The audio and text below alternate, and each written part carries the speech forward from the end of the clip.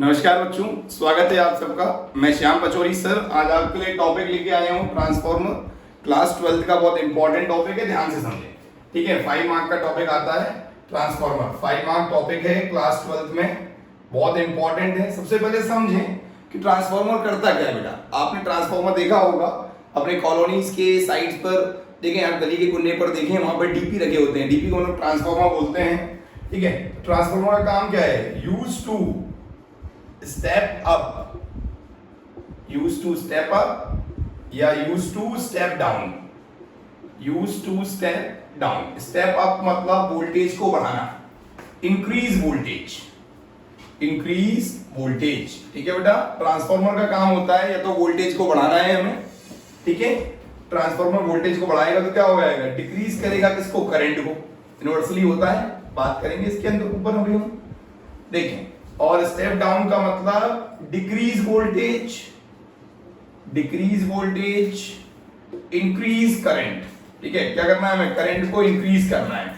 ठीक है बेटा, transformer use to step up और step down. Transformer is an electrical device, it is an electrical device used for electricity transmission, electricity transmission.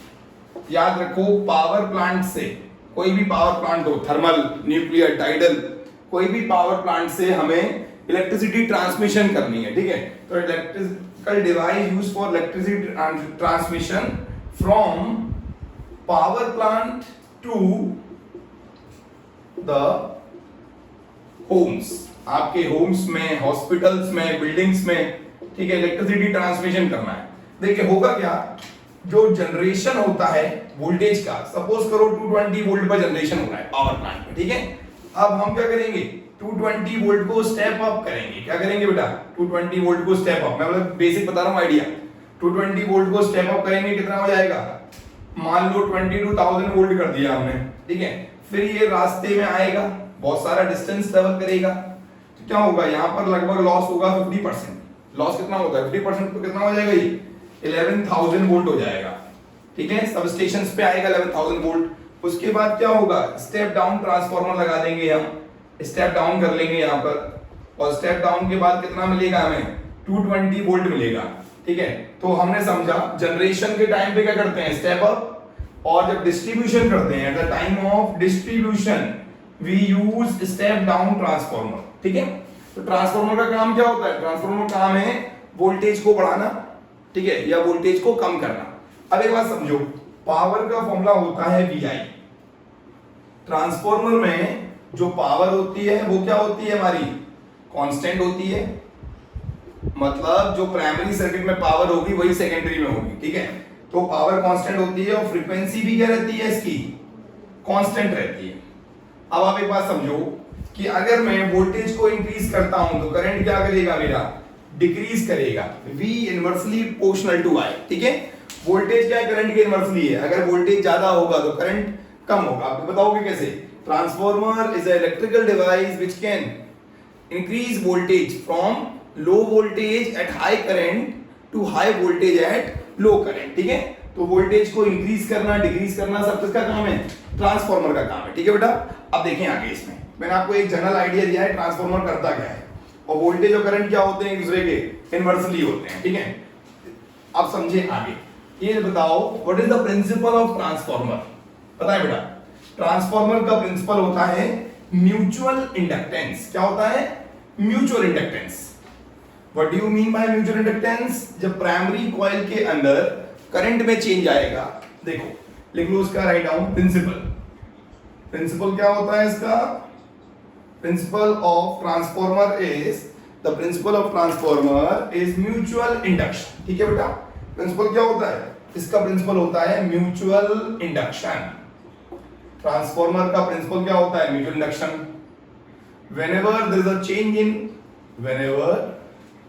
there is a change in current through primary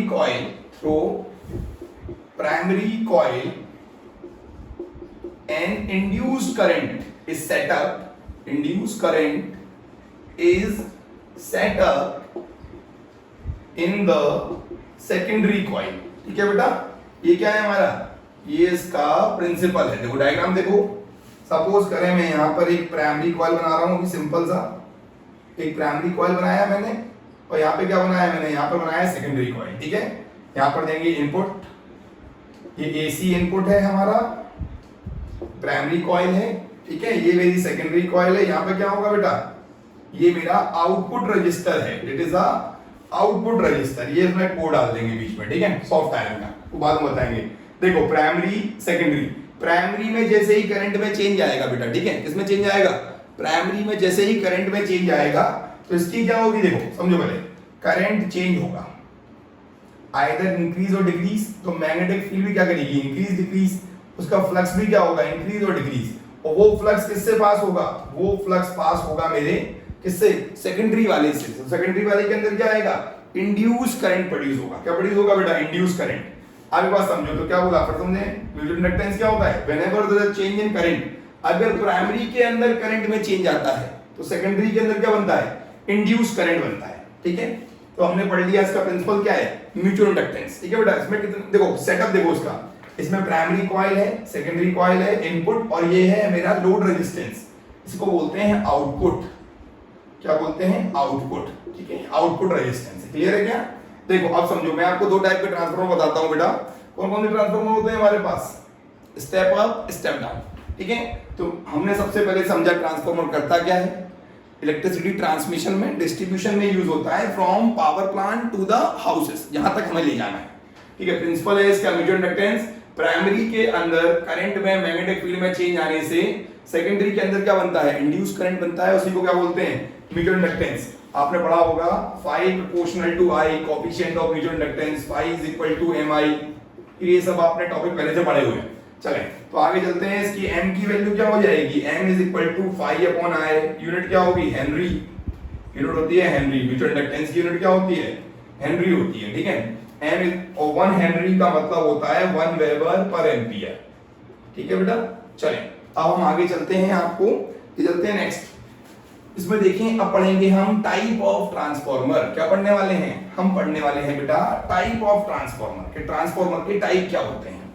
देखिए बहुत ही simple से type है, there are two type of transformer. देखो type बताते हैं, यहाँ देखो, यहाँ लिखो स्टेप अप ट्रांसफार्मर, क्या है यहाँ पर, स्टेप अप ट्रांसफार्मर है। ठीक है बेटा, और यहाँ पे क्या कर लिया हमने, स्टेप डाउन ट्रांसफार्मर। देखें तो स्टेप अप ट्रांसफार्मर क्या होता है बेटा, जिसमें वोल्टेज सेकेंडरी, ऐसे बोल दो, E secondary is greater than E primary, number of turn secondary is greater than number of turn primary, current secondary is less than current primary. Voltage और current क्या होता है, इनवर्सली होता है। देखो स्टेप अप का मतलब प्राइमरी में टर्न क्या होंगे, कम होंगे, और सेकेंडरी में टर्न क्या होंगे बेटा, ज्यादा होंगे। देखो ये प्राइमरी कॉइल है, ये सेकेंडरी कॉइल है, यहाँ पे क्या लगा दिया, ये इनपुट दे दिया, यहाँ से क्या है मेरा, ये लोड रेजिस्टेंस है। ठीक है बेटा, RL, समझ आ गई बात। देखो और यहाँ पे क्या डालेंगे, बीच में सॉफ्ट आयरन को डाल दिया, प्राइमरी में टर्न कम है, सेकेंडरी में ज्यादा है। ठीक है, और तो इसलिए क्या बोलते हैं, इसी ट्रांसफार्मर को बोलते हैं हम स्टेप अप ट्रांसफार्मर। इसमें वोल्टेज बढ़ेगा, वोल्टेज बढ़ेगा, नंबर ऑफ टर्न ज्यादा है, बट करंट क्या हो जाएगा, करंट कम हो जाएगा। ठीक है, अब स्टेप डाउन की बात कर लेते हैं। देखो स्टेप डाउन में क्या होता है, ई secondary less than E primary, primary का वोल्टेज ज्यादा होगा। ठीक है, प्राइमरी में टर्न भी ज्यादा होंगे, प्राइमरी में टर्न ज्यादा होंगे, बट करंट सेकेंडरी का ज्यादा होगा। ठीक है, यहाँ पर एक फॉर्मूला होता है, उसे बोलते हैं K, NS/NP, ES/EP, या करंट के लिए क्या होगा, K को बोलते हैं ट्रांसफॉर्मेशन रेशियो। क्या बोलते हैं, ट्रांसफॉर्मेशन रेशियो, कितने गुना हमने वोल्टेज को बढ़ा दिया। ठीक है, और IP/IS कैसा होता है बेटा, ये होता है हमारा यूनिटलेस क्वांटिटी, इसको बोलते हैं ट्रांसफॉर्मेशन रेशियो। क्या बोलते हैं, ट्रांसफॉर्मेशन रेशियो। ठीक है, बिल्कुल सिंपल सा है, तो आप समझें ये हमारा ई सेकेंडरी, ये स्टेप ऑफ ट्रांसफार्मर की बात हो रही है। यहाँ पे देखें, ये आप सपोज करो प्राइमरी में टर्न ज्यादा है, ठीक है, सेकेंडरी में टर्न क्या है, कम है। ठीक है बेटा, प्राइमरी में टर्न ज्यादा है, सेकेंडरी में टर्न कम है, जैसे प्राइमरी जैसे सेकेंडरी। ठीक है, ये हमने क्या लगा दिया, यहाँ पर लोड रेजिस्टेंस यूज किया है, यहाँ पर हमने सॉफ्ट आयरन कोर डाल दी, ठीक है। अब एक चीज बताओ कि इसमें क्या होगा, प्राइमरी में टर्न ज्यादा है, प्राइमरी में फ्लक्स भी ज्यादा होगा, बट वो फ्लक्स किससे पास होगा, सेकेंडरी से। सेकेंडरी में चेंज आएगा तो सेकेंडरी का नंबर ऑफ टर्न कम है, तो डेफिनेटली क्या होगा इसमें, इसका के की वैल्यू क्या होती है, इसकी के की वैल्यू होती है ग्रेटर देन 1, और इसमें देखो के क्या होगा, ES upon EP, NS upon NP और IP अपॉन IS। के की वैल्यू लेस देन 1 होगी, इसमें ट्रांसफॉर्मेशन रेशियो इसमें लेस देन 1 है, इसमें क्या है, ग्रेटर देन 1 है। बहुत सिंपल सा है, स्टेप अप मतलब बढ़ना, स्टेप अप है ना, एक सीढ़ी ऊपर जाना, स्टेप अप, और स्टेप डाउन मतलब एक सीढ़ी नीचे जाना, ठीक है बेटा। ये आप नोट कर लें जल्दी से कि हमारा ट्रांसफॉर्मेशन रेशियो है, क्या होता है वो, इन सबके रेशियो के बराबर होता है, NS number of turn secondary upon primary, voltage secondary upon primary, या current primary upon secondary, voltage current inversely है, ठीक है। जल्दी से नोट करें इसे, जल्दी से नोट कर लें, वो सिंपल सा टॉपिक है। चलें आगे चलते हैं इसमें। अब देखते हैं इसकी कंस्ट्रक्शन और वर्किंग, देखते हैं क्या देखते हैं इसका देखते हैं कंस्ट्रक्शन और इसकी वर्किंग, कि हाउ द ट्रांसफार्मर वर्क। फिर देखेंगे उसके एनर्जी लॉसेस, ठीक है, ट्रांसफार्मर की एनर्जी लॉस देखेंगे। देखो समझो, हम कंस्ट्रक्शन की बात कर रहे हैं बेटा, तो कंस्ट्रक्शन में क्या लेंगे, देखो कंस्ट्रक्शन में सबसे पहले क्या करेंगे, एक सॉफ्ट आयरन का कोर ले लेंगे, ले लो सॉफ्ट आयरन कोर, ठीक है बेटा, एक सॉफ्ट आयरन कोर ले लिया हमने, ये सॉफ्ट आयरन का कोर है, सॉफ्ट आयरन कोर, ठीक है। वो भी कैसा लेंगे, लेमिनेटेड, कैसा लेंगे, लेमिनेटेड। बताओ क्यों, इससे एडी करंट लॉस क्या हो जाएगा, कम हो जाएगा, तो इसको लेमिनेटेड ले लो ना, चिप्स के फॉर्म में ले लेते हैं। देखो अब यहाँ देखो, ये मेरी प्राइमरी टर्न है, ठीक है, और ये मेरे सेकेंडरी है, ठीक है बेटा, ये आउटपुट है और ये इनपुट है। कॉपर की कॉइलिंग है, ठीक है, कॉपर वायरिंग है, ठीक है। सॉफ्ट आयरन की कोर लेते हैं, बिकॉज सॉफ्ट आयरन क्यों लेते हैं, इसका हिस्टेरेसिस लॉस कम होता है, हिस्टेरेसिस लॉस क्या होगा, कम। हम लॉस के बारे में बात करेंगे, लेमिनेटेड कोर लेते हैं। या तो आप ऐसे ले लो, या एक शेप और है, आप ऐसे भी ले सकते हैं, एल शेप में, देखो ऐसे बना दिया, और यहां से ऐसे ले लो, ले सकते हैं ऐसे, ये एल शेप में बन गया, दोनों एल है। आप एक ऐसे कर दिया और एक ऐसे कर दिया, ठीक है, दोनों एल बना लिए। इस पे भी कर सकते हैं वाइंडिंग, ये वाइंडिंग हो सकती है इस पे, ठीक है। या आप ई शेप भी ले सकते हो, एल शेप की कोर ले सकते हैं, या फिर कैसे ले सकते हैं, ई शेप की कोर ले सकते हैं। देखो बेटा, ई शेप की कोर लें, ध्यान दो, ई शेप बना लेते हैं, ये हमारा ई बन गया, ठीक है। अब क्या करोगे, एक और ले लो ऐसे सामने से,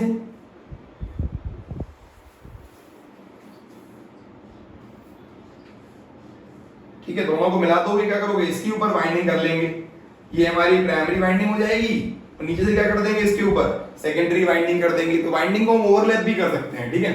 तो कंस्ट्रक्शन में समझो, सबसे पहले क्या देंगे, soft iron core, primary coiling, secondary coiling, ये आउटपुट रेजिस्टेंस है हमारा, क्या है, आउटपुट, ये हमारा AC इनपुट है, ठीक है बेटा।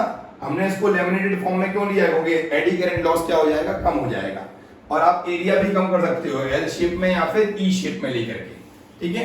अब देखें, अब करते हैं इसकी हम वर्किंग की बात कर रहे हैं कि हाउ इट वर्क कैसे करता है। देखो समझे, एक बार समझो कि ई सेकेंडरी क्या होगा, माइनस एन सेकेंडरी d∅dt होता है, by second law of Faraday, by second law of Faraday.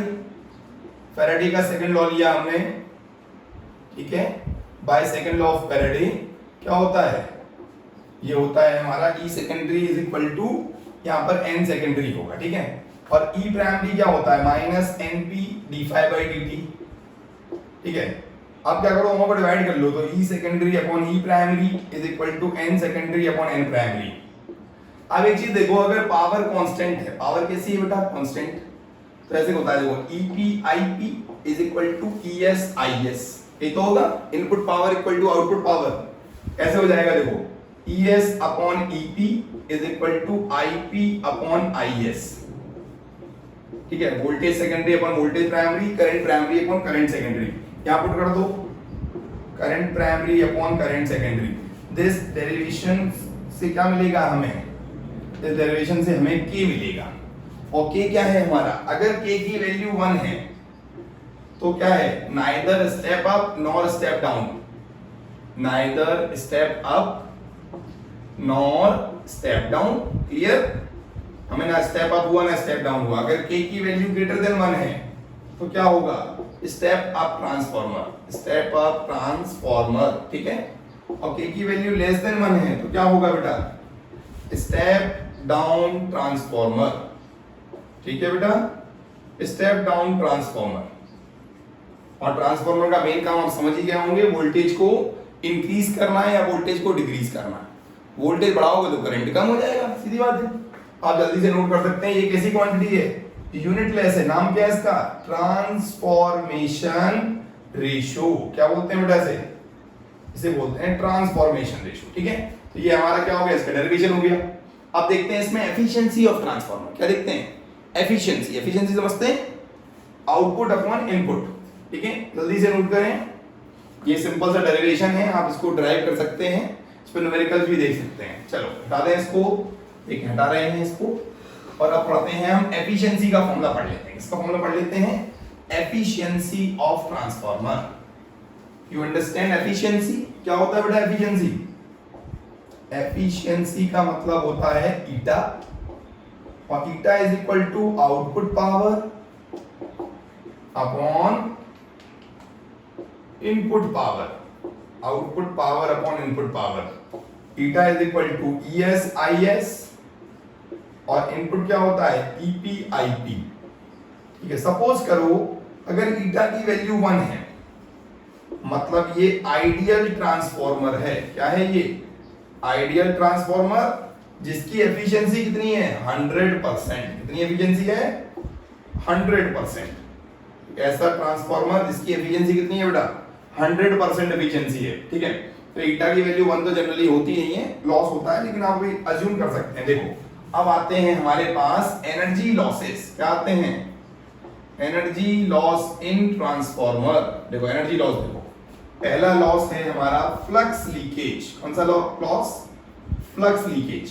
Primary का फ्लक्स, प्राइमरी में बनने वाला फ्लक्स अगर सेकेंडरी से पूरा पूरा पास नहीं होगा तो क्या होगा बेटा, फ्लक्स लीकेज होगा। और फ्लक्स लीकेज को मिनिमाइज कैसे करते हैं, minimise by overlapping the coil. Overlap कर दो, पहले प्राइमरी वाइंडिंग करो, फिर पेपर लगा दो, उसके बाद सेकेंडरी वाइंडिंग या माइक का कुछ भी लगा दो, ठीक है, क्लॉथ लगा के, by overlapping the primary and secondary coil, primary and secondary coil, ठीक है। फ्लक्स लीकेज को रोक सकते हैं। सेकंड है हमारा कॉपर लॉस।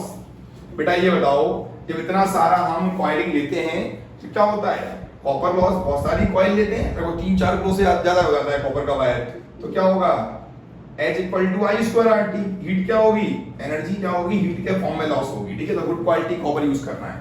थर्ड होता है हमारा आयरन लॉस, उसको बोलते हैं हिस्टेरेसिस लॉस। क्या बोलते हैं, हिस्टेरेसिस लॉस।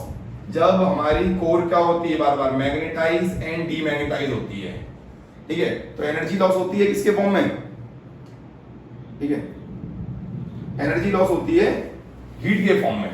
तो मैग्नेटाइज डीमैग्नेटाइज होने से energy loss in the form of heat, this is known as hysteresis loss. क्या बोलते हैं बेटा इसे हम हिस्टेरेसिस लॉस बोलते हैं। और एक चीज समझो, हम आयरन क्यों यूज करते हैं बेटा, आयरन इसीलिए यूज करते हैं क्योंकि इसका हिस्टेरेसिस कर्व आपने पढ़ा होगा। आयरन का हिस्टेरेसिस कर्व क्या होता है, बहुत ही नैरो एंड थिन होता है, ठीक है। और स्टील का क्या होता है, ब्रॉड एंड थिक, ठीक है। ये मान लो शॉर्ट एंड ब्रॉड, ये आयरन है और ये क्या है मेरा, ये मेरा स्टील है, ठीक है। तो हिस्टेरेसिस लॉस मतलब डिपेंड करता है एरिया पर, जितना ज्यादा इसका एरिया होगा उतना ही ज्यादा क्या होगा, एनर्जी लॉस। तो हिस्टेरेसिस लॉस हम इसको मिनिमाइज कैसे करते हैं, by using soft iron core, soft iron core, soft iron core use कर लेते हैं, ठीक है। फोर्थ लॉस बताएं, flux leakage, copper loss, hysteresis loss. उसके बाद eddy current loss, eddy current loss, it is minimised by, eddy current क्या होता है बेटा, एक सर्कुलर करंट, फोकाल करंट जो क्या बनता है किसी कोर के अंदर बनता है, उसको मिनिमाइज कैसे करते हैं, by laminating the core. Laminate कर दो और उसके एरिया को कर दो एल और ई शेप में एरिया कर दो, लेमिनेट कर दो। बीच में क्या करेंगे, चिप्स के फॉर्म में ले लेंगे हम, बहुत सारी चिप्स काटेंगे, उनको ज्वाइन कर देंगे, लेक्वर से। और फिफ्थ होता है मेरा मैग्नेटोस्ट्रिक्शन लॉस, मतलब due to the vibration of the coil, magnetostriction loss, coil के वाइब्रेट, देखो कोर होती है बेटा, कोर क्या करती है, वाइब्रेट करती है, और वाइब्रेटिंग से क्या होता है, बजिंग साउंड प्रोड्यूस होता है। क्या प्रोड्यूस होता है, बजिंग साउंड, ठीक है। तो energy lost in the form of sound, तो ये क्या है मेरे एनर्जी लॉस है। फ्लक्स लीकेज समझो, फिर समझो एक बार, फ्लक्स लीकेज क्या होता है, प्राइमरी का फ्लक्स, प्राइमरी से लिंक होने वाला फ्लक्स जब सेकेंडरी से पूरी तरह पास नहीं होता है उसे क्या बोलते हैं, फ्लक्स लीकेज। उसको कैसे मिनिमाइज करते हैं, ओवरलैपिंग कर देते हैं प्राइमरी सेकेंडरी कॉइलिंग की। कॉपर लॉस, हीट किसके फॉर्म में होती है, I स्क्वायर RT के फॉर्म में, तो we have to use good quality copper, ठीक है, गुड क्वालिटी कॉपर यूज करना है आपको। हिस्टेरिसिस लॉस का मतलब होता है जब मैग्नेटाइज डिमैग्नेटाइज होता है कोई भी सब्सटेंस तो एनर्जी लॉस करता है। आयरन के केस में कम होती है, स्टील के केस में ज्यादा होती है, ठीक है। स्टील के केस में परमानेंटली मैग्नेटाइज हो जाता है ना, पढ़ा होगा आपने। एडी करंट क्या होता है, एक फोकाल करंट, सर्कुलर करंट, जो क्या होता है मैग्नेटिक फील्ड में चेंज आता है, उससे प्रोड्यूस होता है कोर के अंदर, उसको मिनिमाइज करते हैं बाय लैमिनेटिंग। और मैग्नेटोस्ट्रिक्शन लॉस क्या होता है, due to the vibration of the core, buzzing sound produce, उससे क्या होता है, electrical energy lost in the form of sound energy, ठीक है। तो आपने ये ट्रांसफार्मर पढ़ लिया पूरा। इस ट्रांसफार्मर पे आप न्यूमेरिकल्स एनसीईआरटी से लगाएं, बहुत सिंपल सा टॉपिक है, आपके एग्जाम में आ सकता है। ट्रांसफार्मर क्या करता है, उसका प्रिंसिपल क्या है, कंस्ट्रक्शन क्या है, वर्किंग क्या है, एनर्जी लॉसेस क्या होते हैं ट्रांसफार्मर के। आई होप मैंने सारे पॉइंट कवर किए हैं, बाकी इस पे न्यूमेरिकल्स का वीडियो आपको नेक्स्ट टाइम मिलेगा, ठीक है। थैंक यू एवरीवन, धन्यवाद। तब तक इसको अच्छे से एक दो बार देखें, मजा आएगा आपको। Thank you.